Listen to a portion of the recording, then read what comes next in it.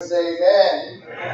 You know, I've been dropping the ball on these new songs. I know we're supposed to be singing at least one every week so that we don't forget them. So please take the black books there and be looking at page number 62. We're going to sing one of these songs. I don't think we've sung this song in a long time. And I'm going to start picking up on these new songs again. So please just turn to page number 62. Brother Robison doing a wonderful job, amen. And Brother Martin, we appreciate them so much for leading us in these wonderful songs. My voice has been a little shaky lately, so bear with me on this. I'm going to view that holy city. Oh, I'm going to view that holy city. One of these days, hallelujah. I'm going to view that holy city. I'm going to view that holy city. One of these days, ooh, I'm going to meet my loving Savior. Oh, I'm going to meet my loving Savior. One of these days, hallelujah. I'm going to meet my loving Savior. I'm going to view that holy city. I'm going to meet my loving Savior. One of these days, oh, I'm going to sit at the welcome table. Oh, I'm going to sit at the welcome table. One of these days, hallelujah. I'm going to sit at the welcome table. I'm going to view that holy city. I'm going to meet my loving Savior. I'm going to sit at the welcome table. One of these days, oh, I'm going to feast on milk and honey. Oh, I'm going to feast on milk and honey. One of these days, hallelujah. I'm going to feast on milk and honey. I'm going to view that holy city. I'm going to meet my loving Savior. I'm going to sit at the welcome table. I'm going to feast on milk and honey. One of these days, oh, I'm going to sing and never get tired. Oh, I'm going to sing and never get tired. One of these days, hallelujah. I'm going to sing and never get tired. I'm going to view that holy city. I'm going to meet my loving Savior. I'm going to sit at the welcome table. I'm going to feast on milk and honey. I'm going to sing and never get tired. One of these days, Let the church say amen. It's so good to look out and see so many wonderful faces this morning. Thank you for attending the Grand Street Church of God Christ. If you've chosen to visit with us, you are honored guests. We love our visitors, amen, church. We're so glad that you are here with us today. Last week we started a study on the individual responsibility of each Christian. When we stand before God one day, we will stand before God alone, giving accounts for our individual failure to act or good action, whether good deeds or bad. We will stand before God in the judgment. And what we want to do, we want to endeavor to make sure that we've done all those things that God has required of us. Not just the things we need to stop doing, but the things we also need to start doing. Our main goal, we said last week, is to save souls. We're not trying to start a social club. We're not trying to do things to please men. We're trying and striving to please God in all of our endeavors. But there's one thing we have to keep in mind. In Matthew chapter 7, verse 3 through 5, when we looked at this, Jesus said what? He said, when you're looking to get the speck out of your brother's eye, please make sure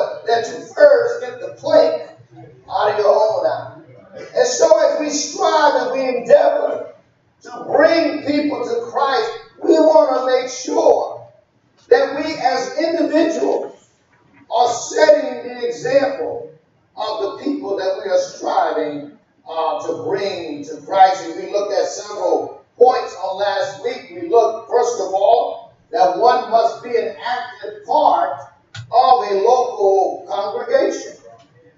You don't join the church. You obey the gospel, and God then adds it to the church. But then we must choose a local church of Christ, and we must attend there faithfully. We'll say some more about that. One thing I did not mention last week is sometimes people want to gravitate more sometimes to a congregation that they may feel that is larger. And one of the problems sometimes is that you can get lost in the crowd. Some people like them congregations that get lost in the crowd and what they're looking for. One thing about these small congregations, people know when you go. Go where you need it.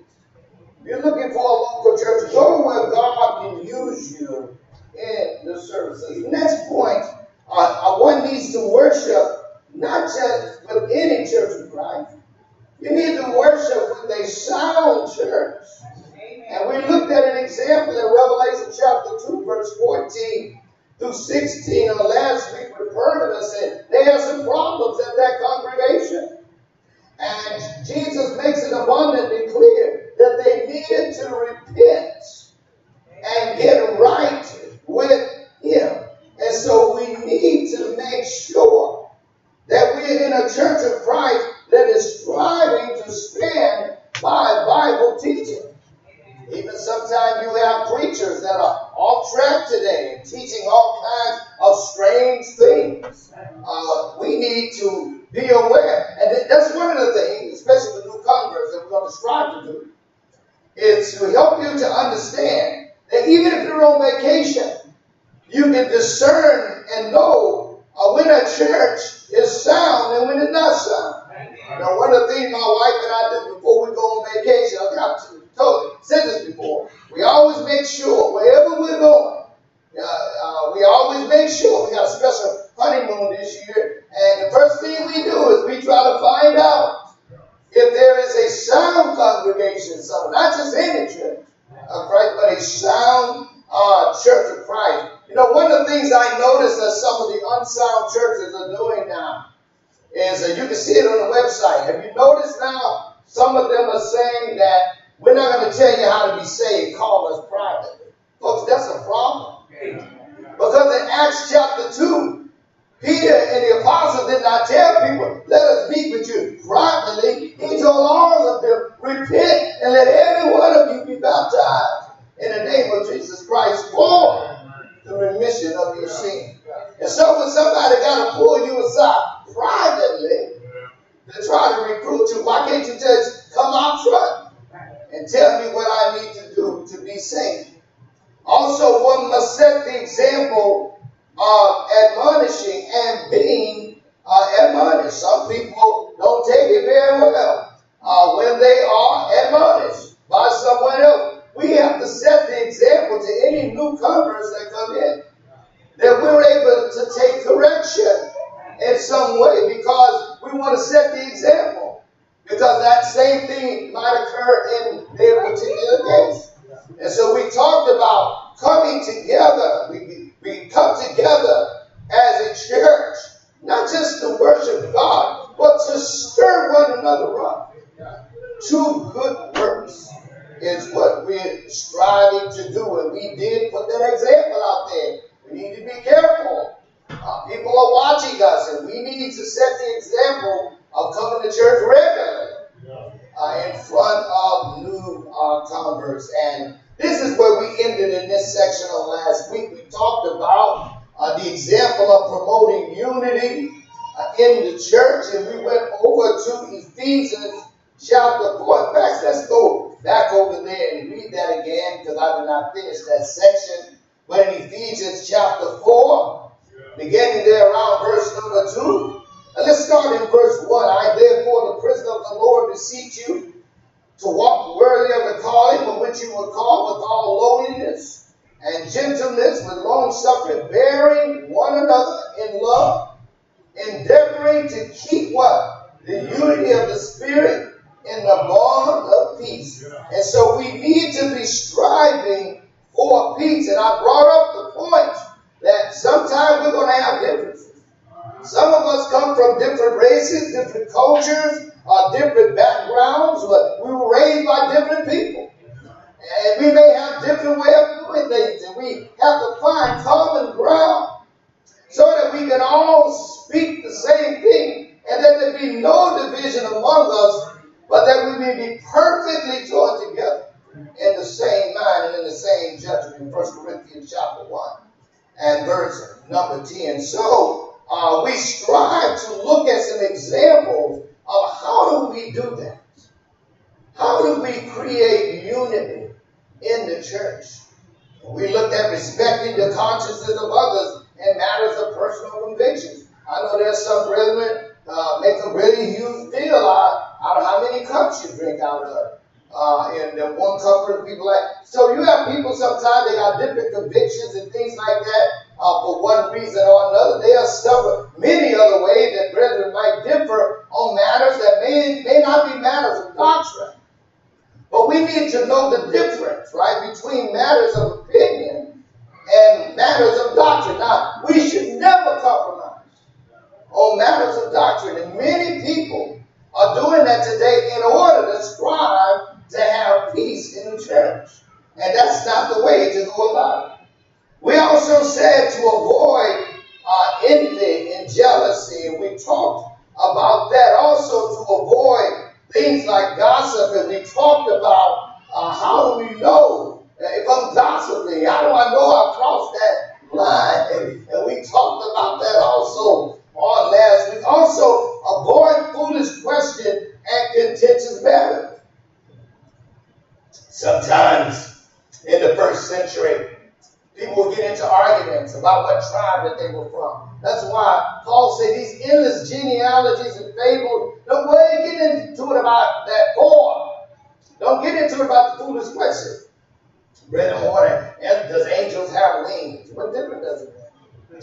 What difference does it make? But they're having problems over foolish questions that does not save souls. And we looked at some passages. We looked at Titus chapter 3, verse 9, and also about avoiding cliques in Titus chapter 3, verse 10 through 11, and avoiding division. And I talked about the fact that sometimes we just going to identify more with one member than we do. And I ask you to step outside your comfort zone. Yeah. Spend some time with somebody you typically don't talk to in the church. Go to somebody that you typically don't invite to dinner and invite those people. But everybody should feel loved in the church. We need to make sure that people do not feel alienated and things like that because we are cliquing. And the cliques should be avoided in the church. Everybody should love each other equally. Also work for peace.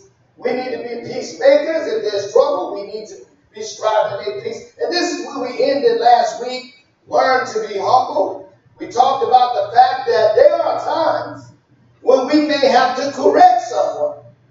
But it is how we correct that person that we need to be aware of. And one of the things I'm going to show you that helps me when I'm striving to correct someone, I go to Titus chapter 3 and verse number 3. This is something that's good to remember when we're talking about somebody who may be new in Christ and they may not fully understand everything that we understand. And so Paul said it this way to Titus, in Titus chapter 3 and verse 3, he said, "For we ourselves were also once foolish, disobedient, deceived, serving various lusts and pleasures, living in malice and envy, hateful and hating one another.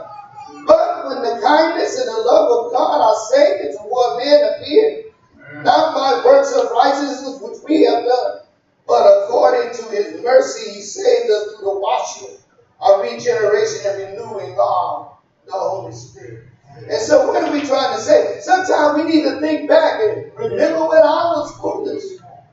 I need to remember back when I first came into the church. I was very blessed. I had some brothers when I first decided to leave the Hollywood city. scene and all of that. I had some really, I think about brothers like Brother Batcher and Brother Vance, not Brother Van here, Brother Vance was his name in California. And those brothers, when they pulled me aside, they did it with such compassion and mercy and patience in it. And I still got the picture. But let me tell you something. They weren't playing around. They were very firm about what I needed to do. And when I was messing up, they got on me about it. But it was the way that they did. God looks at the way that we correct people. You know, I remember one time when I was in preaching school. Some of you know Brother Mike Vesco does those videos on Worldview Bible School. He was one of my teachers. And then one time I was sitting in class and he said one day, he said, you know, he said, there's going to be some brothers going to give account for the way that they told the truth. And we were all shocked and stupid. It's like, no, we need to. He said, no, you need to find a balance. And folks, here's what's difficult for a lot of people to get. There's a balance of being very direct and bold in the truth, but yet still loving and kind. There's an old saying that people don't care how much you know until they know how much you care. Yeah, they don't really care. So we have to be careful when we correcting people. I remember some years ago, there was a man, I felt so bad for the couple. That fact, I saw the man. He's in another state. I won't say what it is. But I saw him not too long ago. I'd seen him a long time. And he's not preaching. He told me he had a job somewhere else. But you know, I remember he and his wife. I want to show you. So go to Matthew chapter 7, verse 1 and 2. Very well-meaning people as a minister. But he was very hard on people when he corrected them. And the scriptures say in Matthew chapter 7, verse 1 and 2, it says, judge not, that you be not judged. The more judgment you judge, you will be judged, and with the measure you use, it will be measured back to you. We got to be careful because when they finally had problems, everybody was hard on them. I mean, people treated them real bad. But the bottom line is this. We need to keep in mind, God's going to bring it all the way back around to us. And we need to be careful how we talk to people. Correct them, we must, in order to save them. But it's the way that we do it. Also, our next point, submit to one another. In 1 Peter chapter 5, Peter tells us in 1 Peter chapter 5, beginning there, around verse number 5, he says, likewise, you younger people, submit yourselves to your elders. Yes, all of you, be submissive to what? One another, and be clothed with humility. For God resists the proud, but gives grace to the humble. Therefore, humble yourself under the mighty hand of God, and he may exalt you in due time, casting all your care upon him, for he cares for you. And the point we're making is this. Sometimes it's hard for brethren to want to submit to one another. Sometimes you got brethren, we still talk about unity here. You have brethren, they disagree, but they got to have their way. You know, I want maroon carpet, he want blue carpet. But I want maroon, I'm going to have maroon. And what's wrong with saying, brother, let's just go ahead on with the way you want to do it. You know, my wife has never disrespected me in all the days that I've known her. She's always a respectful woman, dignity in that. And I tell you, she would tell you that in our home, right, she respects me, right, as the head of the house. And she does. But let me tell you something. On Friday night, we have a standing date. I take on a date every Friday night. You know, I'm doing that for years. And I had a laughing the other day because I told her, I'd say it takes us 15 minutes to decide what we're going to eat. You know why? She laughed at that. Because I'll say to her, where do you want to eat? She said, where do you want to eat? I said, wherever you want to eat. She said, no, wherever you want to eat. And we go back and forth for 15 minutes until one of us gets in place to eat.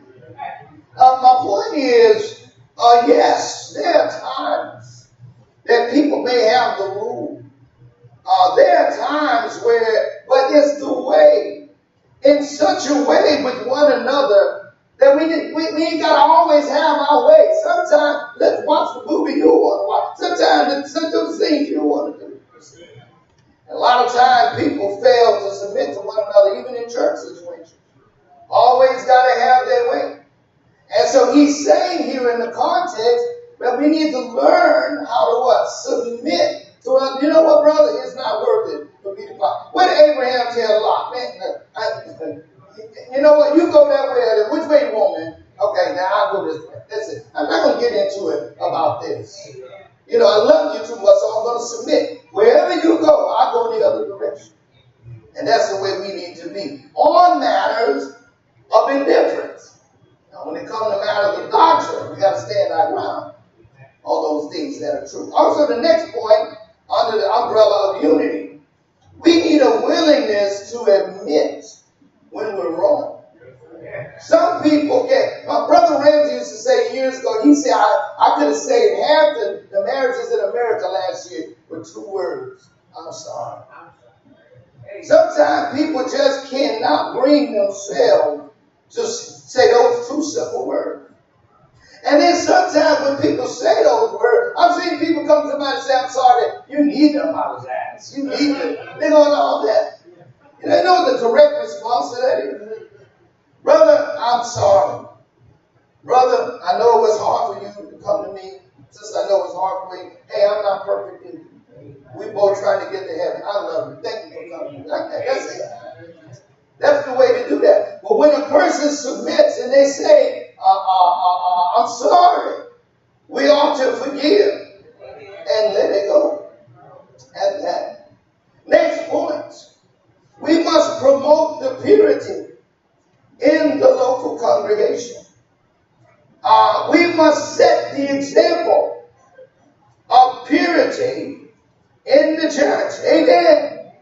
Among new converts, our children and new converts. In 1 Corinthians chapter 5, we all know the verse there where a man was doing something that even the Gentiles were shocked at.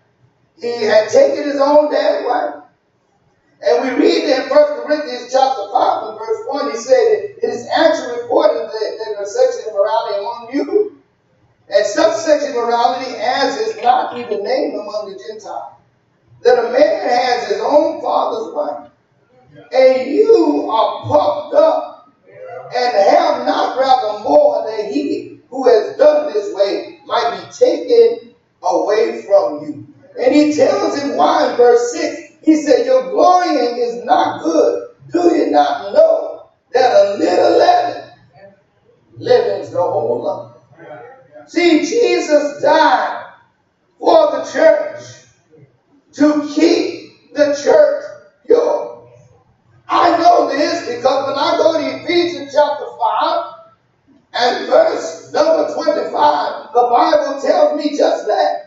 That old song and dance, once saved, always saved. I can do what I want to do, not an unsaved. No. Jesus died to keep the church pure. And when the Bible tells us in Ephesians chapter 5 and verse number 25, husbands, love your wives just as Christ also loved the church and gave himself for her. And he might sanctify and cleanse her with the washing of water by the word, that he might present her to himself a glorious church, not having what? Spot or wrinkle or any such thing, but that she should be what? God wants his church holy and without blemish. So how can we teach others that are coming in to be pure? By the way of that we live. Folks, listen to me. It is not new buildings. It is not beautiful properties that draw the people. It's righteous living. As a result of hearing the gospel and listening to the Bible about correction. Most people know that they are wrong and need to change. When we out talking to people, I talk to people sometimes and they drop their head at their door and they say, I know I'm not living right. But I say, I got friends for you. I got news for you, friend. All have sinned and fallen short of the glory of God. But God has some good news for you. He has a remedy for your sin problem. And so people know, they know they're living in sin. And so churches that just bring people in there and they live any kind of way and set a bad example for these people. Many people, you won't believe this, many people don't really want that. Folks, I used to work with teenagers, let me tell you, and they were trouble, some of them. Let me tell you something. There was some who told me they wished they had a mom or a dad that cared so much. They would set boundaries and tell them not to party all night and all that. Sometimes they had parents that just didn't care what they did. And so a church that is practicing purity is a church that is leading by example. In Ephesians chapter 4 and verse number 29, Paul said, let no corrupt word proceed out of your mouth, but what is good for necessary edification, that it may impart grace to the hearers. A new convert or a person I'm trying to bring to Christ should never hear me using filthy language. He's saying here that our speech needs to be pure.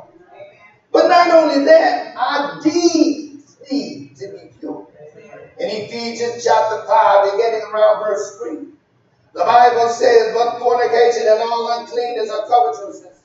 Let it not even be named among you as is fitting for saints. Neither filthiness, nor foolish talking, nor coarse jesting, which are not fitting, but rather giving of thanks. For this you know that no fornicator, unclean person, nor covetous man, who is an idolater, has any inheritance in the kingdom of Christ and God. And so he's telling us to keep our deeds pure. You know, I talk about these men who took me under their wing. I made an attempt before that, I guess some years, maybe like 30-something years, around 30 years ago, something like that. And I knew a man, I was in California at the time. It was a totally different situation. He invited me over to his home, and his wife was there, his kid was there for dinner, and I went over. And he was trying to, help me. I was a young man, I was a little strange. We were talking, and he did something that night I never forgot. He played it wasn't a porno, but he played one of the filthy, some people know the movie, I call the name, it's a popular movie. But it had some of those filthy language and scenes in it that was very, very disturbing. And I remember when I think back about, here's this man called himself leading this young man to Christ, but that's when he invited me to his house and done. And right there, my wife was sitting there. And she was sitting there shaking her head. She knew it was wrong, what was going on. But I was too new in the crowd. I didn't really know what was going on exactly. And I saying this, I'm not putting it off. I saw later on that he had got into some problems in his ministry. He's no longer preaching because he couldn't leave the men and wives along with the congregation. There's a guy who this is not the same situation here, but somebody else said, my point is this, folks. Whenever we try to bring people to Christ, we need to watch what we're doing. And trying to bring somebody to Christ and then doing something in front of them that's wrong, that we know that's not right, is not leading them to Christ. Also in 2 Corinthians chapter 10 and verse 5, we must have purity of thoughts. And in order for the church to keep itself pure, discipline must be practiced. Many churches do not practice discipline. And if they do, they discipline is sometimes the wrong person. It's somebody who stood up against something wrong. They want to mark him as a villain. Because he stood up against the false teaching that you teach. See, do those kinds of things. But the point of the matter is this: the whole church needs to be involved. If we know something is going on, why? To bring that person back to the Lord. Also, one must lay in store and see that the funds are used correctly. Here's something sometimes new Christians don't understand. When you go over to 1 Corinthians chapter 16, beginning in verse number 1, he says, now concerning the collection for the saints, as I've given orders to the churches of Galatia, so you must do also. On the first day of the week, let each one of you lay something aside, storing up as he may prosper, that there be no collections when I come. And so somebody may be asking the question, why do you pass the tray around? And that's a question we need to answer. We need to be transparent. One of the things we do here in our men's meeting, we always pass out a report and look at what's on the bill, what's going on, where's the money, where's it at, what's going on. We need to be transparent. But here's why we do it. Let's look at the Bible here. Go to Acts chapter 11 and verse number 27 through 30. The Bible tells us here that there was a famine in the land. And in Acts chapter 11, beginning around verse number 27, the Bible says, and in these days prophets came from Jerusalem to Antioch. Then one of them named Agabus stood up and showed by the Spirit that there was going to be a great famine throughout all the world, which also happened in the days of Claudius Caesar. Then the disciples, each according to his ability, determined to send relief to the brethren dwelling in Judea. This they did also and sent it to the elders by the hands of Barnabas and Paul. One of the reasons we do it is because of the needy saints. And you got to understand, back at this time, a lot of these people had lost their homes. They were on the run. They were being charged with criminal charges because they were Christian. And the Roman Empire had turned against them. But also there was a famine in the land. We see the same example in Romans chapter 15, verse 25 through 26. Also, another reason we do is to support evangelism. We need to spread the gospel, not just here, but all over the world. In Philippians chapter 4, verse 14 through 16, Paul said, nevertheless, you have done well that you shared in my distress. Now you Philippians know also that in the beginning of the gospel, when I departed from Macedonia, no church share would be concerned in giving and receiving, but you only.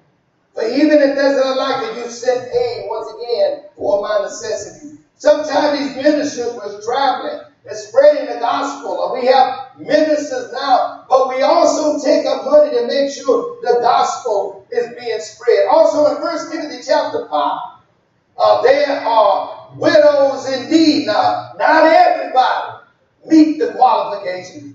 But here, our minister of benevolence, he has guidelines. He goes to the Bible, he said guidelines. I don't know what that means. You got to be faithful.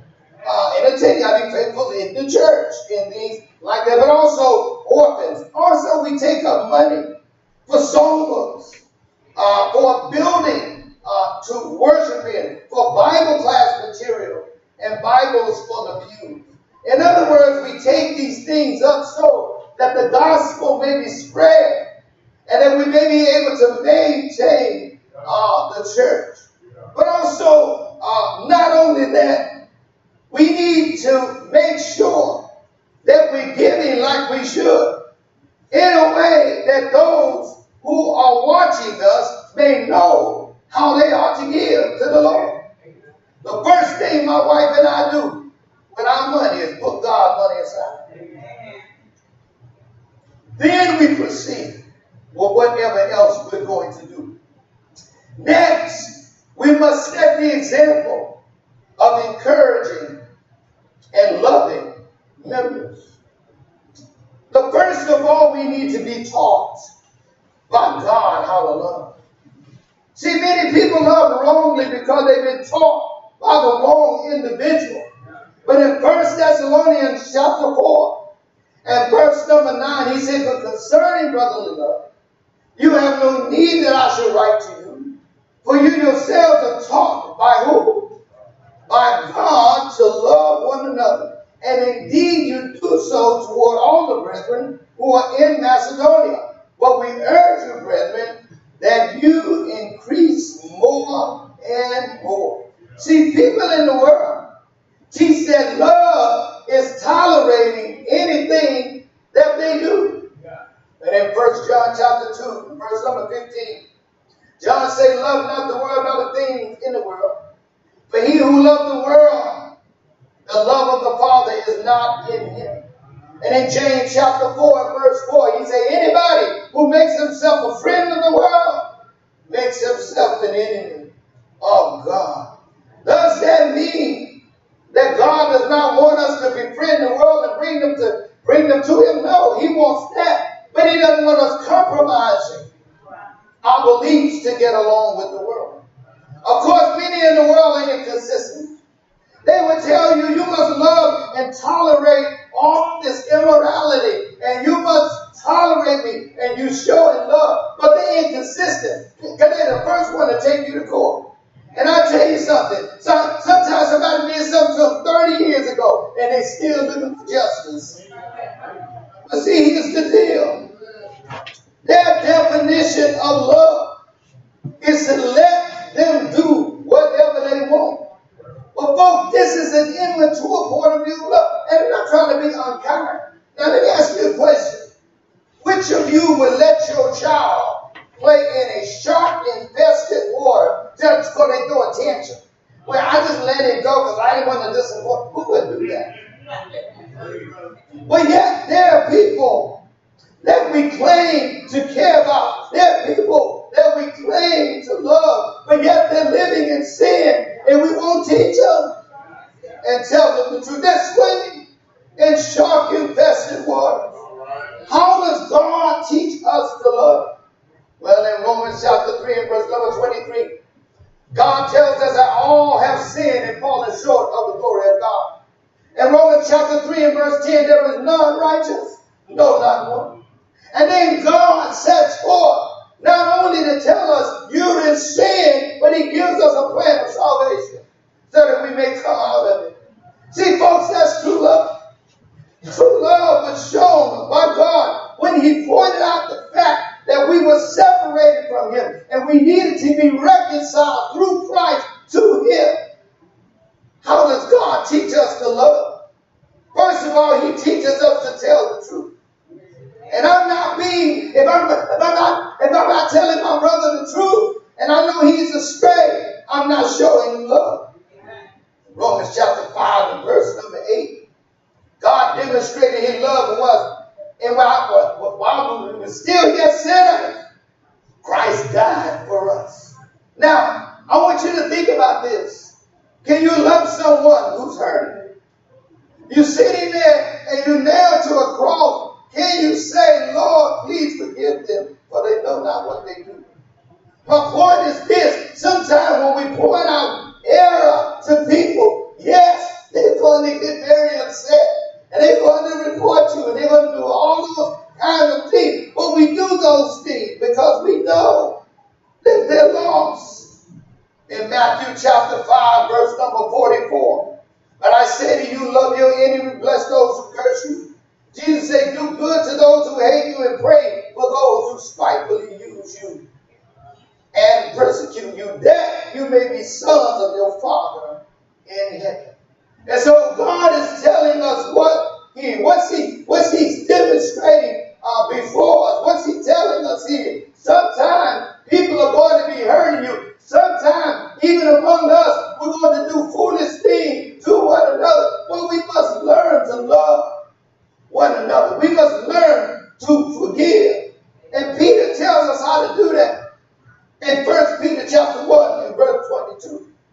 Peter said, love each other fervently and with a pure, that is a clean heart.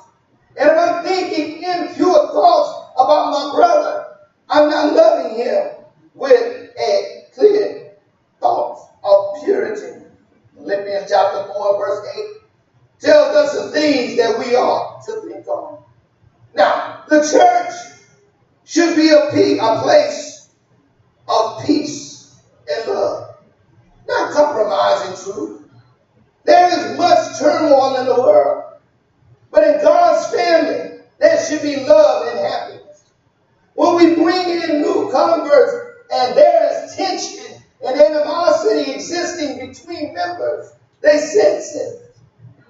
I say, I'm teaching everybody. Last week I told you.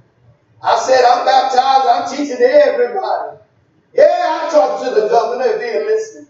I'll bring the mayor, put him running over. If he obey the gospel of Jesus Christ, but I'm going to the drug dealer, the prostitute, everybody who repents and is baptized. And when we bring all these people, we need to show an equal love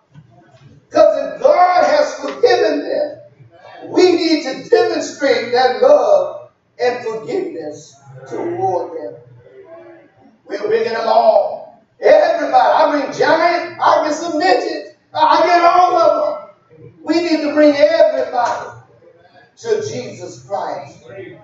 The church must be a place of peace and love. But let's not get it twisted. Jesus said, I did not come to bring peace but a sword. When it comes to the truth, there is a dividing line that even in the house, two people won't get along because one's obeying God and the other will not. We must know the difference. Last but not least, one must be evangelistic. We must set the example to people that are coming in that it's not enough just to save yourself. You need to be saving other people. And when people see that we're not hungry and thirsty for righteousness, we're not out there trying to convert the world, it sets a bad example. Because Jesus said, go into all the world and preach the gospel to who? Every creature. And he that believeth and is baptized shall be saved. And we need to stick to the scripture. I recall Acts chapter 8 and verse number 4. One of my favorite passages about evangelism. I want you to understand what was going on with these people. And I've been so encouraged lately about the effort that so many are putting forth. But we have to still increase in our love toward spreading the gospel all over the world. But let's go there to Acts chapter 8, beginning there around verse number 1. And you see Paul, who wrote over half the New Testament, at first he was a major problem to the church. And the Bible tells us in verse 1, now Saul was consenting to his death. And at that time a great persecution arose against the church which is at Jerusalem. And they were all scattered throughout the regions of Judea and Samaria, except the apostles. And devout men carried Stephen to his burial and made great lamentation over him. As for Saul, he made havoc of the church, entering every house and dragging out men and women, committing them to prison. Now here's the main verse that I love. Therefore those who were scattered went everywhere hiding, went everywhere dodging, went everywhere escaping. They went everywhere preaching the word. When we look at people who are under such conditions, as they had lost their homes, they lost their horses or the things that they rode, they lost everything because they decided to stand for the truth. But yet, even though they was running to these foreign places, they still cared so much about saving souls that they went to these places and everybody they would run to, they would tell them the gospel. And that's the way we ought to be. We need to set the example of loving souls and saving people. Speaking of saving souls, are you saved? Are you saved this morning? Well, somebody say, yeah, I was saved. I know, but I'm saved. Were you saved in the way that the Bible said that you need to be saved? The Bible teaches that faith comes by hearing, and hearing by the word of God. That you must believe that Jesus is the Christ, the Son of the living God, John 8:24. You must repent of your past sins, Acts 17:30. Confess with your mouth that Christ is Lord, for with the mouth confession is made unto salvation, Romans 10:9-10. And have you been baptized?